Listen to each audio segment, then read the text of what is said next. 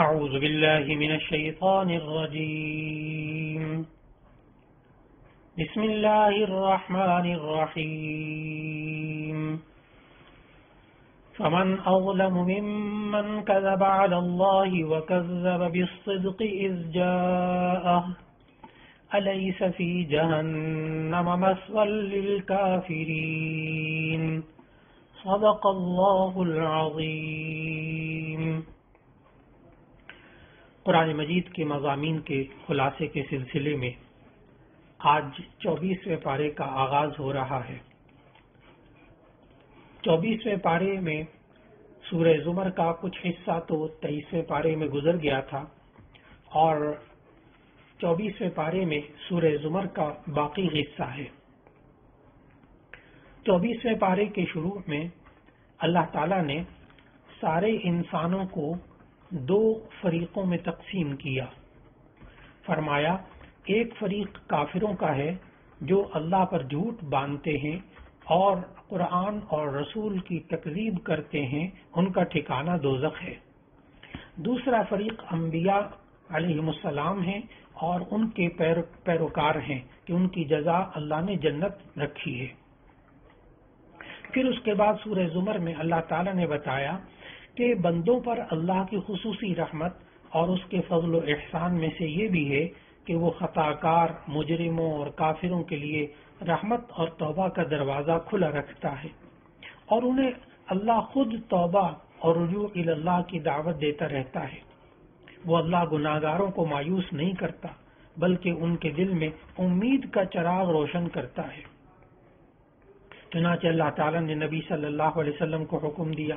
کہ آپ فرما دیجئے، اے میرے بندو جنہوں نے اپنے اوپر زیادتی کی ہے، تم اللہ کی رحمت سے مایوس نہ ہونا، بے شک اللہ سارے گناہ معاف کر دے گا، یقیناً وہ بے حد بخشنے والا انتہائی مہربان ہے۔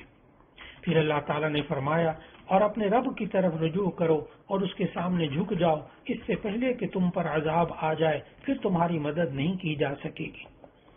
پھر سورہ زمر کے اندر اللہ تعالیٰ نے بندوں کو توبہ کی دعوت دینے کے بعد قیامت کے مناظر بیان کیے، قیامت کے حالات بیان کیے۔ پھر جو اللہ پر جھوٹ باندھنے والے ہیں ان کے بارے میں بتایا کہ ان کے چہرے قیامت کے دن سیاہ ہوں گے، جب سور پھونکا جائے گا سب اللہ کے سامنے پیش ہوں گے، زندگی کا حساب کتاب ہوگا، پھر کافروں کو کھینچ کھینچ کر دوزخ کی طرف لے جایا جائے گا۔ پھر سورہ زمر کے آخر میں اللہ تعالیٰ نے بتایا کہ جو متقی ہوں گے، تقوی والے ہوں گے، اللہ تعالیٰ ان کو جنت میں داخل ہونے کی دعوت دے گا، فرشتے ان کا استقبال کریں گے، انہیں سلام کہیں گے اور اللہ کی حمد کرتے ہوئے اپنی رہائش کی جگہ میں جا کے بیٹھیں گے۔ پھر اس کے بعد سورہ زمر کے بعد سورہ مؤمن کا آغاز ہو رہا ہے۔ سورہ مؤمن اسے سورہ غافر بھی کہتے ہیں۔ یہ دو نام اس سورت کے ہیں۔ سورہ غافر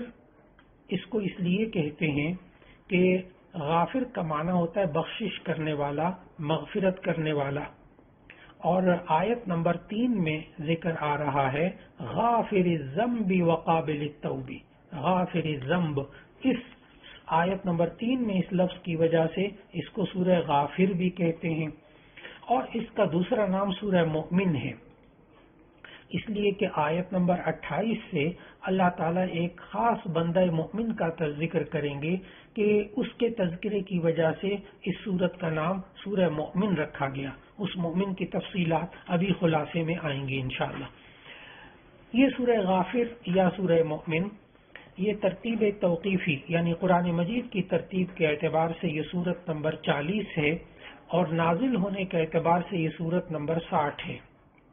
سورہ مؤمن یہ مکی سورت ہے، اس کی کل 85 آیات ہیں اور 9 رکوع ہیں۔ اس سورت کے مضامین میں اللہ تعالیٰ نے ابتدا میں رسول اکرم صلی اللہ علیہ وسلم کے جو دائمی معجزہ ہے قرآن حکیم، اس کا ذکر کیا، اور اللہ تعالیٰ نے بتایا کہ یہ آج بھی تازہ اور زندہ کلام ہے، اور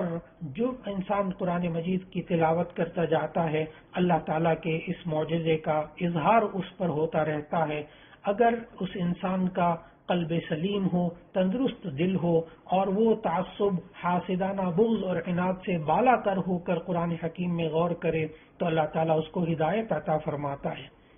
پھر تیسری آیت میں اللہ تعالیٰ نے قرآن حکیم کے وحی الہی ہونے کا ذکر کرنے کے بعد ایک ہی آیت میں اللہ تعالیٰ کی 4 صفات بیان کی کہ وہ اللہ جو ہے وہ گناہ معاف کرنے والا ہے، نمبر 2 وہ اللہ توبہ قبول کرنے والا ہے، نمبر 3 سخت سزا دینے والا ہے، نمبر 4 اپنے بندوں پر فضل و احسان کرنے والا ہے۔ پھر آیت نمبر 7 اور 8 میں اہل ایمان کے لیے فرشتوں کی دعاؤں کا ذکر ہے کہ وہ فرشتے جنہیں عرش اٹھانے والے فرشتے کہتے ہیں، وہ عرش کا احاطہ کیے ہوئے ہیں، یہ سب اللہ کی حمد و تسبیح کے ساتھ اہل ایمان کے لیے دعائیں کرتے ہیں۔ یہ یوں کہتے ہیں، اے ہمارے رب، تیری رحمت اور علم ہر چیز کو اپنے احاطے میں لیے ہوئے ہے، پس تو مغفرت فرما دے ان لوگوں کی جو توبہ کرتے ہیں اور تیری راہ کی اتباع کرتے ہیں۔ دوسری یہ دعا کرتے ہیں کہ اے اللہ انہیں دوزخ سے بچا لے۔ تیسری دعا یہ کرتے ہیں کہ اے ہمارے رب تو انہیں بھی ان دائمی باغات میں داخل کر دے جن کا تو نے ان سے وعدہ کر رکھا ہے۔ پھر چوتھی دعا یہ کرتے ہیں اور ان کے آبا اجداد، ان کی بیویاں، ان کی اولاد میں سے جو نیک ہیں انہیں بھی داخل فرما دے، بے شک تو ہی حکمت والا اور غالب ہے۔ پانچویں دعا یہ فرشتے یہ دعا کرتے ہیں کہ اے اللہ ان کو عذابوں سے بچائے رکھ، جسے تو نے اس دن عذابوں سے بچا لیا تو بے شک تو نے اس پر بڑی مہربانی فرمائی اور یہی بڑی کامیابی ہے۔ یہ اس ترغیب اور ترہیب کے بعد، جنت کے ذکر کے بعد، جہنم کے ذکر کے بعد، اللہ تعالیٰ نے پھر مقرب فرشتے جو ایمان والوں کے لیے دعائیں کرتے ہیں ان کا ذکر کیا، اور پھر اس کے بعد برے اعمال کرنے والوں کا ذکر کیا کہ کس طرح ان کا انجام ہوگا، اور پھر اس کے بعد آیت نمبر 10 سے لے کے 12 تک اللہ تعالیٰ نے جہنم کے داروغے کا ذکر کیا کہ جہنم کے داروغے ان سے کہیں گے کہ جیسے آج عذاب کی شدت دیکھنے کے بعد تم اپنے آپ سے نفرت کا اظہار کر رہے ہو، اس سے کہیں زیادہ نفرت اللہ تعالیٰ اس وقت تم سے کرتا تھا جب تمہیں ایمان کی دعوت دی جاتی تھی، لیکن تم تکبر اور سرکشی کرتے ہوئے کفر کرتے تھے اور ایمان قبول کرنے سے انکار کر دیتے تھے۔ پھر اللہ تعالیٰ نے بتایا کہ جو قیامت کا دن ہوگا وہ بندوں کے درمیان عدل و انصاف کا دن ہوگا، آج ہر شخص کو اس کے نیک یا برے عمل کا بدلہ مل کر رہے گا۔ کفار پر اللہ کے عذاب کا تذکرہ کرتے ہوئے ظلم اور سرکشی کے مشہور کردار فرعون، جو اپنے آپ کو ربکم انا ربکم الاعلی کہتا تھا، وہ اپنے آپ کو رب کہلواتا تھا، اور اس کا قصہ حضرت موسیٰ علیہ السلام کے ساتھ جو پیش آیا کہ اس کا اللہ تعالیٰ نے ذکر کیا۔ حضرت موسیٰ علیہ السلام کا قصہ کئی صورتوں میں آیا ہے، مگر اس سورہ مومن جسے سورہ غافر بھی کہتے ہیں، اس میں موسیٰ علیہ السلام کے حالات کے درمیان ایک مومن بندے کا خاص طور پر ذکر کیا گیا ہے، اسی وجہ سے اس سورت کا نام سورہ مومن بھی ہے۔ اصل میں موسیٰ علیہ السلام کے زمانے میں یہ شخص خفیہ طور پر ایمان قبول کر چکا تھا۔ جب حضرت موسیٰ علیہ السلام کے قتل کے مشورے ہونے لگے تو یہ جو ایمان والے صاحب تھے، یہ مومن بندہ یہ دفاع کے لیے اٹھ کھڑا ہوا اور کہنے لگا، کیا تم ایک شخص کا خون صرف اس لیے بہانا چاہتے ہو کہ وہ کہتا ہے کہ میرا رب اللہ ہے، جبکہ وہ تمہارے پاس واضح دلائل اور روشن معجزات بھی لے کر آیا ہے؟ اب فرعون جو ہے وہ تو اپنی بات کا بڑا پکا تھا، اور اس نے تو طے کر لیا تھا کہ موسیٰ علیہ السلام کو قتل کرنا ہے، لیکن اللہ تعالیٰ نے اس صورت میں بتایا کہ اس رجل مومن کی تقریر اتنی مؤثر تھی، اتنی بات، کہ فرعون کو یہ خطرہ لاحق ہو گیا کہ کہیں ایسا نہ ہو کہ لوگ مومن بندے کی بات کو ترجیح دیں اور ایسی صورت میں وہ ایمان لے آئیں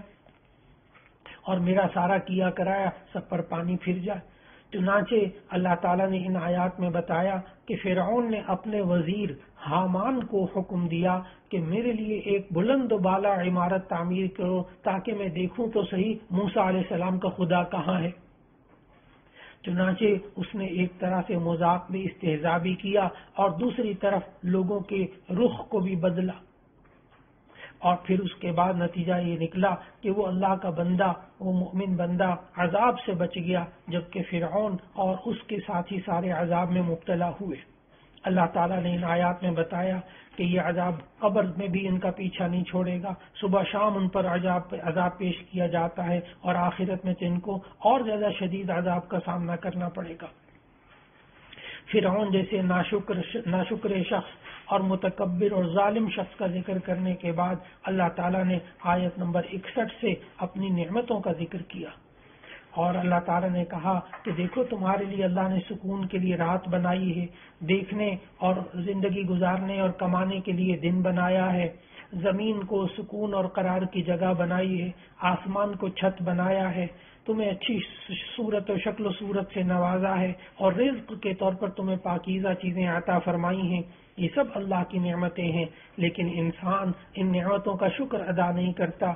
جن مقاصد کے لیے اللہ نے نعمتیں دی ہیں انہیں ان مقاصد میں استعمال نہیں کرتا، اور نہ ان میں غور کر کے اپنے خالق کو پہچانتا ہے۔ پھر اللہ تعالیٰ نے آیت نمبر 64 سے آیت نمبر 68 تک انسان کی تخلیق کے مختلف مراحل بتائے کہ اللہ نے کس طرح انسان کو بے جان مٹی سے اس کی ابتدا ہوئی، پھر نطفے سے، پھر جمے ہوئے خون سے، پھر گوشت کی بوٹی سے، پھر ہڈیاں، پھر ڈھانچہ بنایا، پھر اس میں جان ڈالی، پھر اس میں عقل دی، پھر سننے کی طاقت، دیکھنے کی طاقت، اور پورے جسم کے اندر اتنا نظام اللہ نے بنایا، خون کی گردش کا، دل کی حرکت کا، اور 360 جوڑ اللہ نے بنا دیے۔ پھر اللہ نے بتایا کہ جب یہ بندہ پیدا ہو جاتا ہے تو پیدا ہونے کے بعد تو یہ بڑا ہی کمزور ہوتا ہے، عاجز ہوتا ہے، نہ اس میں بولنے کی طاقت ہوتی ہے، نہ یہ اپنی گندگی کر کے بتا سکتا ہے، اتنا چھوٹا سا بچہ ہوتا ہے، پھر عقل و فہم بھی اتنی نہیں ہوتی، اس کے بعد اللہ اس کو عقل و فہم دیتا ہے اور قوت دیتا ہے سوچنے سمجھنے کی، بچپن کے بعد جوانی کی حدود میں قدم رکھتا ہے۔ پھر اللہ نے بتایا کہ پھر بڑھاپا اس پر آ جاتا ہے، جیسے یہ نظر کمزور ہو گئی اور جناب اعضاء میں کمزوری آ گئی، حواس میں کمزوری آ گئی، ہڈیوں میں، پٹھوں میں کمزوری آ گئی، طرح طرح کی بیماریاں لگ گئیں، اٹھنے بیٹھنے سے عاجز ہو گیا۔ پھر اللہ نے کہا یہاں تک کہ موت آ جاتی ہے۔ تو اللہ نے یہ سارے مرحلے بتانے کے بعد کہا کہ ان سب میں اللہ کی قدرت کی نشانیاں ہیں، انسان کو اس پر غور کرنا چاہیے۔ آیت نمبر 69 میں اللہ تعالیٰ نے بتایا کیا آپ نے ان لوگوں کو نہیں دیکھا جو اللہ کی آیتوں میں جھگڑتے ہیں؟ حالانکہ اللہ نے یہ سب نشانیاں جو بتائی ہیں یہ حقیقت ہے۔ پھر اللہ تعالیٰ نے سورت کے اختتام پر نبی صلی اللہ علیہ وسلم کو صبر کی تلقین دی، اور اس کے بعد جھٹلانے والوں کو زمین پر چل کر ہلاک شدہ اقوام کا انجام اور ان کے آثار دیکھنے کی تلقین کی کہ تم چلو پھرو تو صحیح ذرا دنیا کے اندر، دیکھو جو اللہ کو ماننے والے نہیں تھے اللہ نے ان کے ساتھ کیا سلوک کیا۔ پھر اللہ تعالیٰ نے بتایا کہ جب یہ لوگ اللہ کا عذاب اپنی سر کی آنکھوں سے دیکھ لیں گے تو توحید اور اقرار اور بت پرستی سے بیزاری کے اظہار کریں گے، لیکن یہ اقرار اور اظہار اس وقت کسی کے کام نہیں آئے گا، اس لیے کہ عذاب کا مشاہدہ کرنے لینے کے بعد ایمان قبول نہیں ہوتا۔ اسی کے ساتھ اس سورت کی تکمیل ہوئی، اور اس کے بعد سورہ حامیم سجدہ کا آغاز ہوا۔ 24ویں پارے میں یہ جو سورہ حامیم سجدہ ہے اس کا دوسرا نام سورہ فصلت بھی ہے، کیونکہ جو عرب ممالک کے جو نسخے ہوتے ہیں ان میں جو فہرست دی ہوتی سورت کا نام وہ سورہ فصلت لکھا ہوتا ہے، تو ان دونوں کو سمجھ لینا چاہیے کہ اس سورت کا نام سورہ فصلت بھی ہے اور سورہ حامیم سجدہ بھی ہے۔ اس کو سورہ فصلت اس لیے کہتے ہیں کہ آیت نمبر 3 میں اسی سورت کی تیسری آیت میں یہ الفاظ آ رہے ہیں کتاب فصلت آیاتہ، یعنی یہ ایسی کتاب ہے جس کے معنی، مضامین سب کے سب تفصیل بیان کر دی گئی ہے، واضح ہے، اس لیے اس کا نام سورہ فصلت رکھا گیا۔ اور حامیم اور سجدہ اس سورت کا نام اس لیے رکھا گیا کہ حامیم اس کے شروع میں آ رہا ہے لفظ حروف مقطعات میں سے، اور اس سورت کے اندر سجدہ بھی ہے، تو اس وجہ سے اسے سورہ حامیم سجدہ بھی کہتے ہیں۔ یہ مکی صورت ہے، ہجرت سے پہلے نازل ہوئی، اور یہ سورہ حامیم سجدہ یہ ترتیب توقیفی کے اعتبار سے سورت نمبر 41 ہے، اور ترتیب نزولی کے اعتبار سے سورت نمبر 61 ہے۔ اس میں کل آیات 54 ہیں اور 6 رکوع ہیں۔ اس سورت کا آغاز حروف مقطعات میں سے حامیم کے ساتھ ہو رہا ہے۔ ایسی صورتیں جن کے شروع میں حامیم ہے، یہ کل قرآن مجید میں 7 صورتیں ہیں، اور ان کو مفسرین جو ہیں وہ حوامیم 7 بھی کہتے ہیں، یعنی ایسی 7 صورتیں جو کہ حامیم سے شروع ہوتی ہیں۔ اور حضرت عبداللہ ابن عباس رضی اللہ تعالیٰ عنہ نے ایک خاص نام دیا ہے ان 7 صورتوں کو، اور وہ کہا ہے آل حامیم۔ آل حامیم، حضرت عبداللہ ابن عباس رضی اللہ تعالیٰ عنہ کا قول ہے کہ ہر چیز کا مغز ہوتا ہے، اور قرآن کا مغز جو ہے وہ یہ آل حامیم والی صورتیں ہیں۔ تو ان کے 2 نام ہو گئے، ایک آل حامیم 7 صورتیں ہیں جو حامیم سے شروع ہوتی ہیں، اور ان کو حوامیم 7 بھی کہتے ہیں۔ اس میں یہ پہلی سورہ ابھی جو گزری ہے سورہ مومن، یہ بھی حامیم سے شروع ہوتی ہے۔ دوسری سورت حامیم سجدہ، جو ہم اب خلاصہ جس کا مطالعہ کر رہے ہیں۔ تیسرا اس کے بعد فوراً آئے گی سورہ شورا، پھر اس کے بعد آئے گی نمبر 4 سورہ زخرف، پھر نمبر 5 سورہ دخان، پھر نمبر 6 سورہ جاسیہ، اور پھر نمبر 7 سورہ احقاف۔ یہ سورہ مومن سے سورہ احقاف تک یہ 7 صورتیں بالکل اسی ترتیب سے قرآن مجید میں موجود ہیں۔ اور ایک عجیب بات بھی آپ ذہن میں رکھیں کہ جب آپ ان کا ترتیب نزولی نمبر دیکھیں گے تو آپ کو یہ بات معلوم ہوگی کہ یہ نازل ہونے کے اعتبار سے بھی اسی ترتیب سے ہیں۔ تو گویا کہ اب آپ نے یہ بھی ذہن میں رکھنا ہوگا کہ یہ حوامیم 7 سورہ مومن سے لے کر سورہ احقاف تک یہ 7 صورتیں یہ لگاتار آ رہی ہیں، اور یہ 7 کی 7 جو ہے حامیم سے شروع ہو رہی ہیں، اور ان کا ترتیب توقیفی نمبر بھی اسی ترتیب سے ہے، اور ترتیب نزولی بھی ان کا نمبر اسی صورت میں ہے، 61 62 63 64 65 آخر تک۔ تو معلوم یہ ہوا کہ یہ جو قرآن حکیم کا مغز حضرت عبداللہ ابن عباس رضی اللہ تعالیٰ عنہ نے اسے قرار دیا۔ اس صورت کے آغاز میں اللہ تعالیٰ نے قرآن حکیم کا ذکر کیا کہ یہ کتاب اس ہستی کی طرف سے نازل ہوئی ہے، یعنی اللہ کی طرف سے جو بے حد مہربان اور انتہائی رحم کرنے والا ہے۔ اس صورت کے مضامین میں، مقاصد میں قصص اور مواعظ ہیں، احکام اور مثالیں ہیں، یہ سب اس میں کوئی ابہام نہیں ہے، لیکن اللہ تعالیٰ نے بتایا اتنی وضاحت کے باوجود بہت سارے لوگ اس سے منہ پھیرتے ہیں، اور بعض لوگ تو ایسے ہیں جو اپنے آپ کو اندھوں اور بہروں کے ساتھ تشبیہ دیتے ہیں۔ وہ کہتے ہیں ہمارے دلوں پر پردے پڑے ہوئے ہیں، کانوں میں بوجھ ہے، کانوں میں بہرا پن ہے۔ اللہ تعالیٰ نے فرمایا اے نبی، ہمارے اور تمہارے درمیان پردہ حائل ہے، لہذا نہ تو تم ہماری دعوت کو، ان کو کہہ دیجئے کہ نہ تو تم ہماری دعوت کو سمجھتے ہو، نہ سنتے ہو، نہ دیکھ پاتے ہو۔ پھر اس کے بعد مشرکین کی ساری باتیں بیان کرنے کے بعد آیت نمبر 2 سے آیت نمبر 6 تک اللہ تعالیٰ نے فرمایا کہ آپ فرما دیجئے مجھے فرشتہ یا کوئی دوسری مخلوق ہونے کا دعویٰ نہیں، میں بشری تقاضے اور ضروریات رکھنے والا تمہارے جیسا انسان ہوں، لیکن اللہ نے مجھے وحی اور رسالت عطا فرمائی ہے۔ پھر اس صورت کے اندر اللہ تعالیٰ نے ان قوموں کا ذکر کیا، عاد اور قوم سمود کا ذکر کیا کہ کس طرح قوم عاد اور قوم سمود جنہوں نے جھٹلایا اپنے اللہ کے نبی کے احکام کو، ان کا انجام کیا ہوا۔ اللہ تعالیٰ نے آیت نمبر 15 میں بتایا کہ قوم عاد کو اللہ نے حیرت انگیز جسمانی قوت عطا کی تھی۔ ان کی طاقت کا یہ حال تھا کہ ان کا ایک شخص پہاڑ سے چٹان توڑ کر الگ کر دیتا تھا، اتنی طاقت تھی، لیکن بجائے اس کے کہ وہ اللہ کی دی ہوئی اس طاقت پر شکر ادا کرتے، وہ غرور میں مبتلا ہو گئے اور فخریہ طور پر یہ کہتے تھے جو اللہ نے آیت نمبر 15 میں کہا کہ ہے کوئی ہم سے زیادہ طاقتور۔ اللہ تعالیٰ نے پھر ان کی نادانی کے جواب میں ان کو تعجب کا اظہار کرتے ہوئے کہا کیا تم اس ذات کی قوت اور طاقت سے غافل ہو گئے ہو جس نے تمہیں پیدا کیا ہے؟ کیا تم اس حقیقت کو بھول گئے ہو کہ تمہاری طاقت اللہ تعالیٰ کی عظمت کے سامنے کچھ حقیقت نہیں رکھتی؟ اس اللہ کی بات کو مانو۔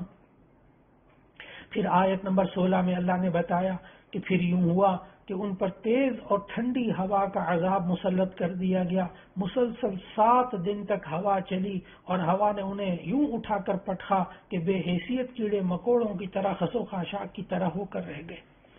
پھر اللہ تعالیٰ نے آیت نمبر 17 میں قوم سمود کا ذکر کرتے ہوئے فرمایا کہ قوم سمود نے بھی ایمان پر کفر کو ترجیح دی، ہدایت پر گمراہی کو ترجیح دی اور اپنی عیاشیوں میں مست رہے۔ وہ بھی بڑی طاقتور قوم تھی، لیکن ایک چنگھاڑ آئی، آیت نمبر 17 میں اللہ نے بتایا ایک چنگھاڑ آئی جس سے کانوں کے پردے پھٹ گئے اور زلزلہ آیا جس سے سب کچھ زیر و زبر ہو کر رہ گیا۔ عاد و سمود جیسی سرکش قوموں کے دنیاوی عذاب کا ذکر کرنے کے بعد آخرت کا عذاب اللہ نے ذکر کیا، اور آیت نمبر 19 اور 22 میں 19 سے 22 تک اللہ تعالیٰ نے فرمایا جب اللہ کے دشمنوں کو اللہ کے سامنے جمع کیا جائے گا تو وہاں ان کے اعضاء گواہی دیں گے، یہاں تک کہ ان کے جسم کی کھال ان کے خلاف گواہی دے گی۔ پھر اللہ تعالیٰ نے اس صورت کے اندر آیت نمبر 30 سے 31 تک ذکر کیا کہ متکبرین اور منکرین کے مقابلے میں مخلص مؤمنین بھی ہیں کہ انہوں نے ایک بار اللہ کو اپنا رب کہہ دیا تو ساری زندگی اس پر ثابت قدم رہے، اسی کی بات مان کر چلتے رہے۔ آیت نمبر 30 اور 31 میں اللہ تعالیٰ نے بتایا کہ جو استقامت والے ہوں گے ان کا ٹھکانہ جنت ہے، اور کہا جائے گا یہاں تم اب اپنی منچاہی زندگی گزارو، یہ بدلہ ہے اس کا کہ تم نے دنیا میں اللہ کی مرضی کے مطابق زندگی گزاری تھی۔ پھر اس اصحاب استقامت کا ذکر کرنے کے بعد اور ان کے اخلاص اور حکمت کو اللہ تعالیٰ نے آیت نمبر 33 اور 35 میں ذکر کیا کہ یہ وہ لوگ ہیں جو اخلاص اور حکمت کے ساتھ اللہ کی طرف دعوت دیتے ہیں اور اس کی راہ میں مشکلات کو اللہ کی رضا کے لیے برداشت کرتے ہیں۔ پھر اس کے بعد آیت نمبر 46 پہ پارے کا اختتام ہو رہا ہے کہ اللہ تعالیٰ نے آخر پارے کے آخر میں بتایا کہ اللہ تعالیٰ کا جو عادلانہ نظام ہے وہ یہ ہے کہ جو بندہ نیک عمل کرتا ہے سو وہ اپنے لیے کرتا ہے، اور جو برے کام کرتا ہے تو اس کا وبال اسی پر پڑے گا۔ وما ربک بظلام للعبید، اور اللہ تعالیٰ اپنے بندوں پر ظلم کرنے والا نہیں ہے۔ وآخر دعوانا ان الحمد للہ رب العالمین۔